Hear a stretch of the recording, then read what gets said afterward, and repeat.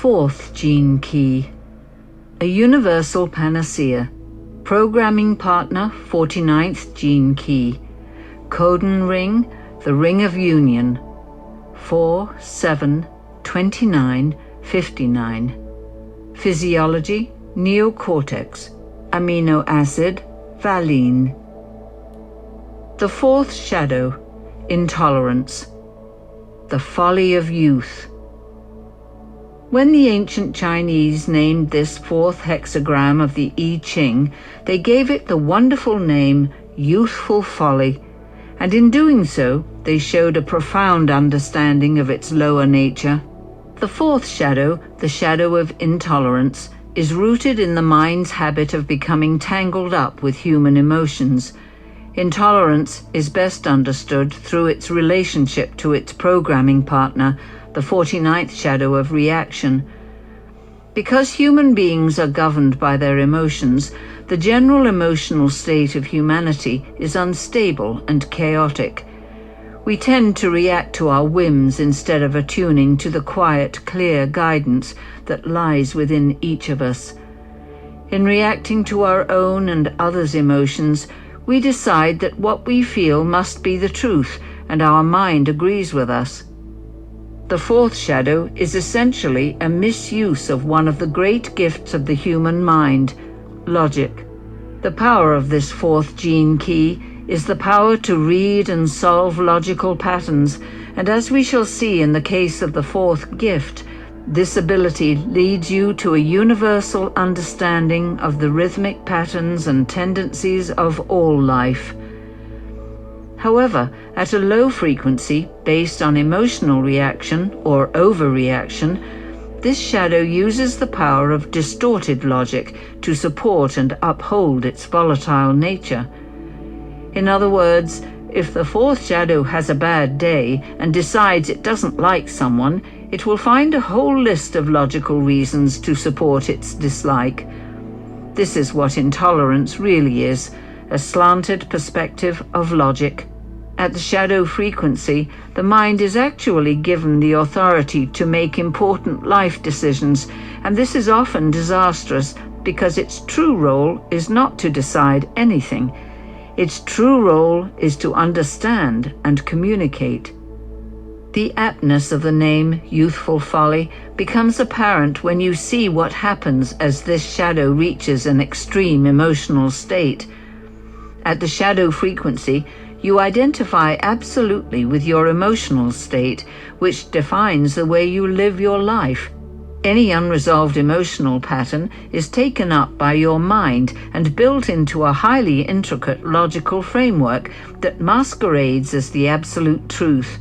Through the medium of the fourth shadow, opinions, judgments, and resentments are transmuted into convictions and certainties. In this way, people blind themselves with their own logic and can become deluded and sometimes dangerous.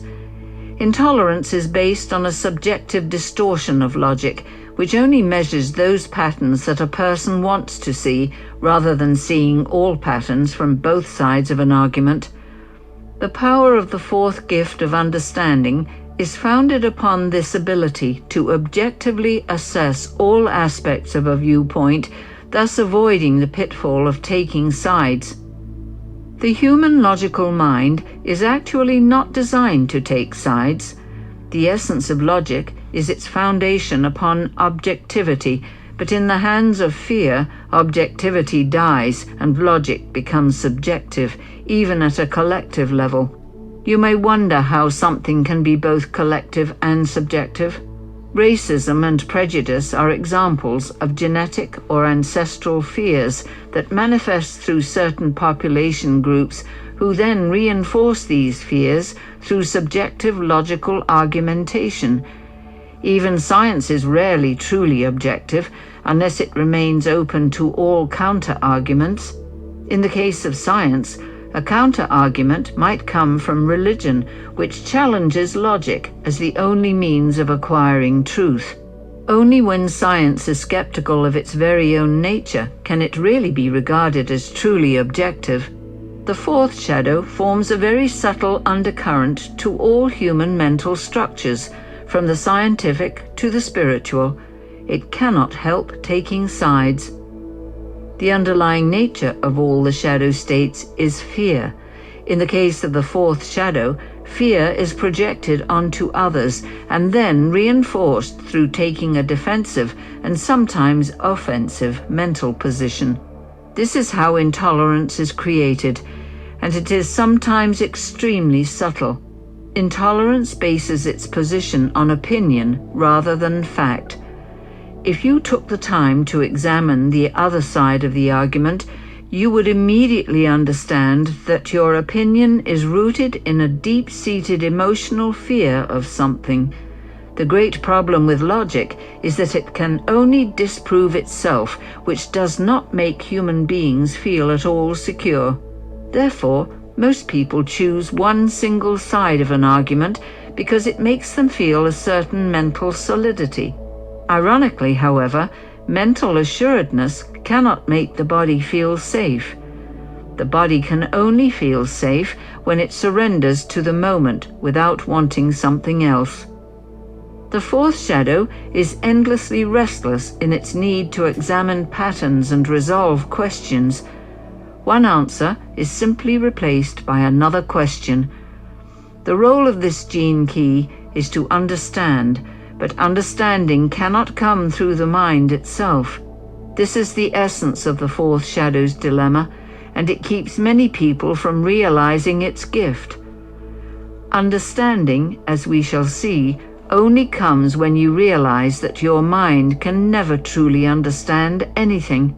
Before you come to this huge inner realization, you will live your life under the influence of the fourth shadow and its persistent promise that it will one day arrive at an answer that brings you lasting peace. This is youthful folly, because only after much anguish and experience do you come to realize that there are no intellectual answers that bring about such peace. There are only two options for the fourth shadow. You either settle for a one-sided opinion and deny the other side, or you become lost in the fruitless quest to bring an end to the feeling of uncertainty that lies deep within you. Unless you make the leap into the true understanding of the fourth gift, you have no choice but to be caught in eternal misunderstanding and intolerance. Repressive nature, apathetic. When the mental dynamism of this fourth gene key is frozen by the unconscious fear of repressive nature, the result is an apathetic mind. An apathetic mind is a collapsed mind that is no longer bright or intelligent, but has given up on understanding anything and sunk into a kind of mental lethargy. These people believe themselves to be less intelligent than others, when in fact they are really paralyzed by an unconscious fear. Their fear is that they will have to assume responsibility for themselves, their decisions and their actions. Instead, they choose to have no opinions about anything. Such people can pretend to be quite enlightened and very open, but there is a vital energy lacking inside them. Thus, they can have problems in motivation as well as with their health. To escape their apathy, they simply have to start thinking again, but without letting their thinking rule their lives. Reactive nature, nitpicking. In the reactive nature, thinking does rule a person's life. The reactive nature projects out its eternal need for answers to questions, and it does so in the belief that these answers will bring them a sense of security. When they discover that this is not so, they become angry and blame someone, often the person or system that they supposed would give them all the answers. These people cannot let go of their need for some feeling of resolution, so they make their mind the authority for bringing about this feeling, only to be endlessly disappointed. These people hone in on the most irrelevant details, unconsciously looking for a vent for their frustration. When they find such a detail, it affords them the opportunity to criticize or complain, and thus release some of their pent-up anger and tension. These people, above all, need to find a way to let go of the hope that their mind can ever bring them solace.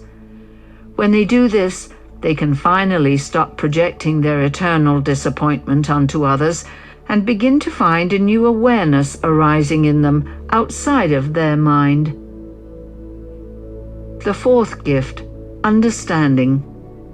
Quantum koans. If you are someone with powerful intellectual capacities, the fourth gift represents a wonderful breath of fresh air for you. At the same time, it requires a huge quantum leap in your whole being. The gift of understanding has nothing whatsoever to do with knowledge. Knowledge is what your mind thinks it needs in order to take away its permanent feeling of unease. But knowledge can never bring a sense of peacefulness. At most, it can give you the hope of that peace, although ironically it is this very hope that sustains your intellectual quest and keeps you within the confines of the shadow frequency. Only true understanding can bring peace along with it, because true understanding lies outside the domain of the mind. Understanding is of the whole being, and it does not and cannot require agreement from the cognitive capacities within your brain. If you allow the fourth gene key to run its natural course without giving it the responsibility to make decisions, it actually does something quite magical. It propels your awareness out of the mind.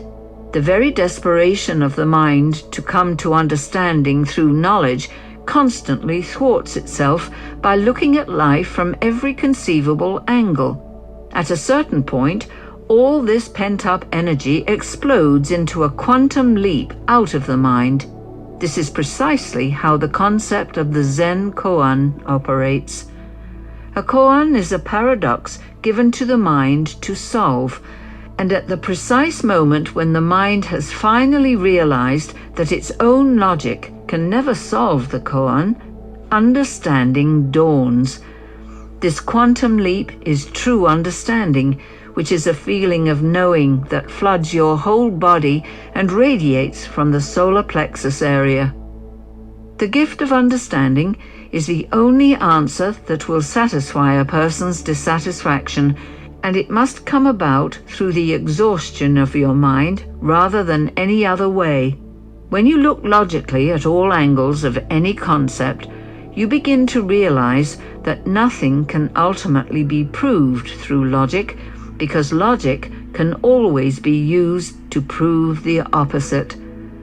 When you finally see this, your whole being lightens, because you realize once and for all that the mind is of no use for resolving anything of real importance.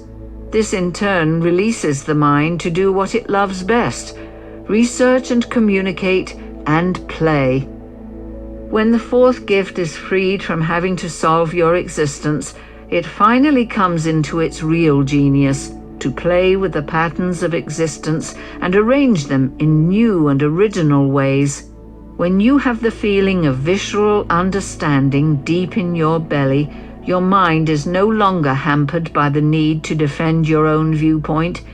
In fact, you realize that all logical formulae can be manipulated to prove or disprove anything. The higher frequency of such understanding also brings with it the urge to be of service to the world, and you can use the mental alacrity of the fourth gift to follow the dictates of your higher self. This newfound genius at seeing the underlying patterns of life also affords you direct access into another aspect of this fourth gift, the ability to understand people. Through seeing all sides of any mental construct, the gift of understanding sweeps aside the possibility of intolerance and uses its gifts to create new roles or systems to bring positive change in the world.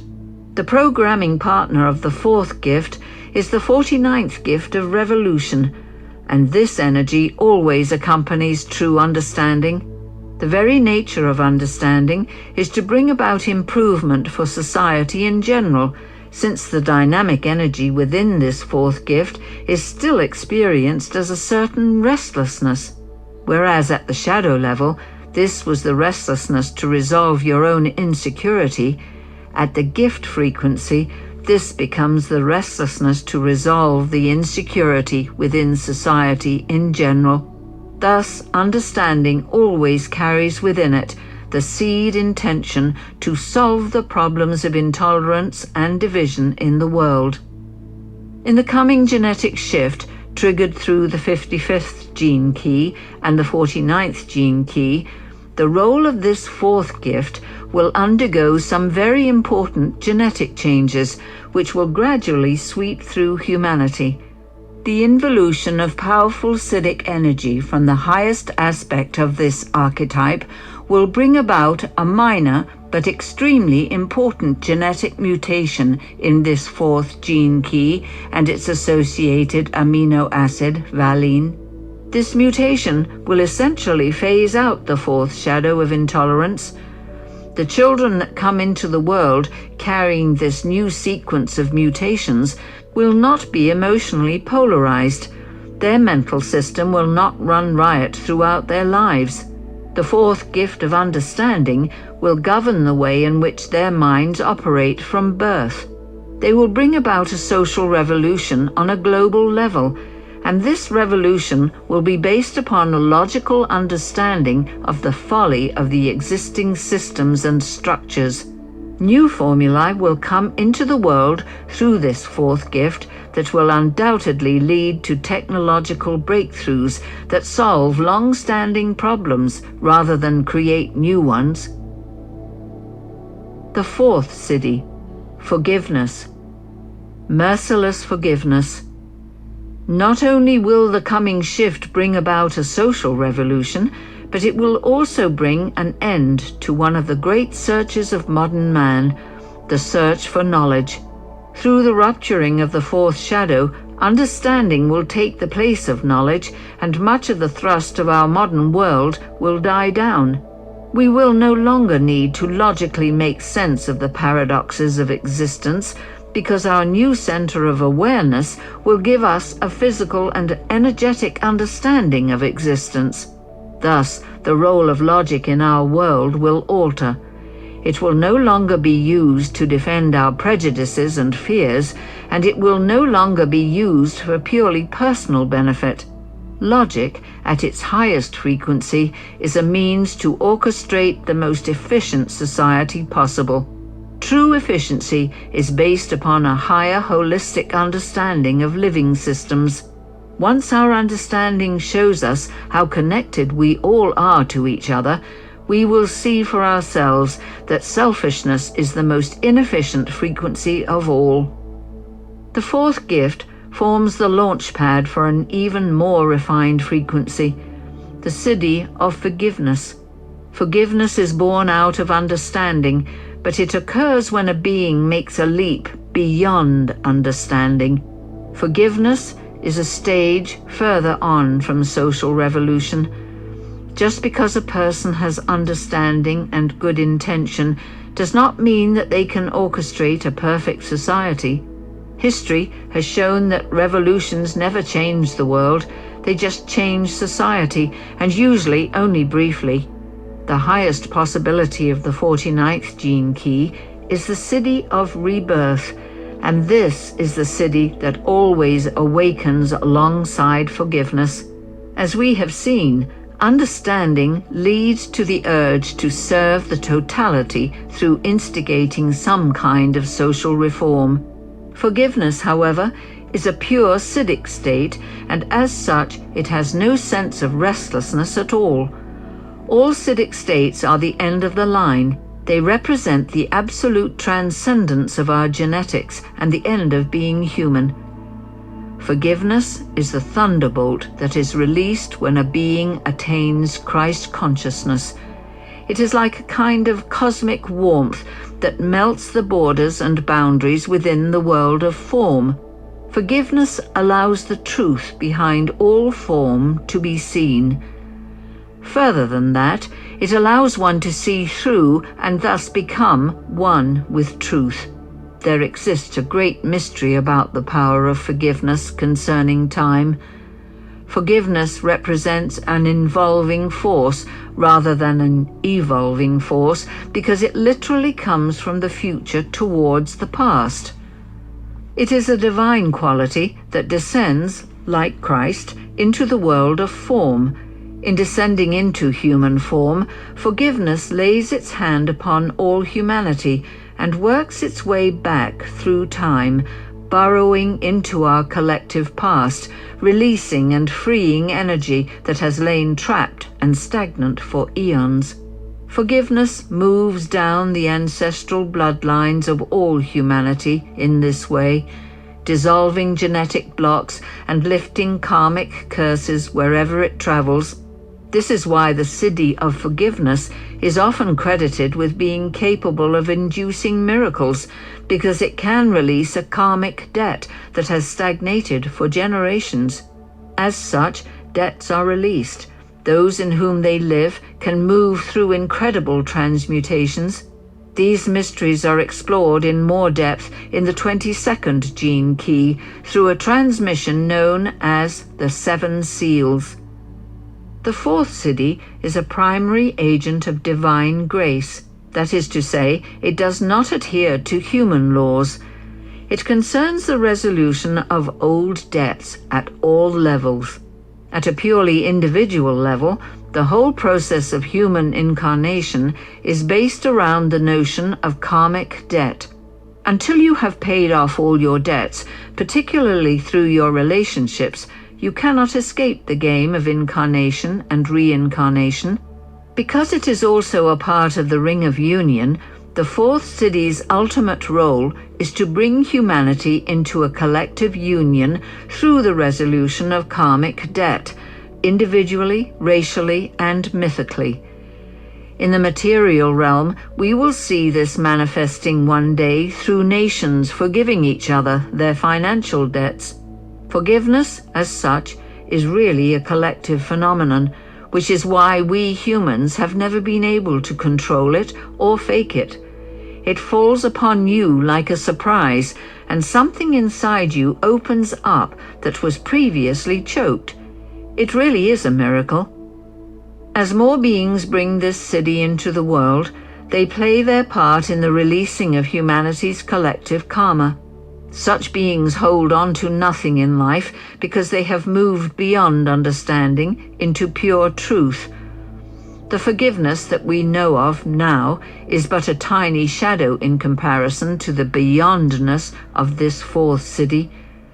Pure forgiveness is a universal panacea that radiates in every direction throughout time and space.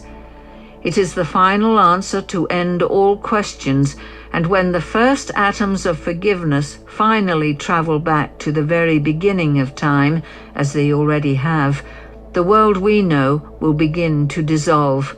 When all is forgiven, then forgiveness itself no longer exists, only truth. The final destiny of the 4th Siddhi is to rupture the connection between the past and the future, between the black and the white, between the yin and the yang, to finally bring an end to the logical fabric of space-time itself. True forgiveness is merciless because it returns everything to its source and is a force of pure annihilation. The ultimate goal of forgiveness is, in fact, to bring an end to the world of form itself.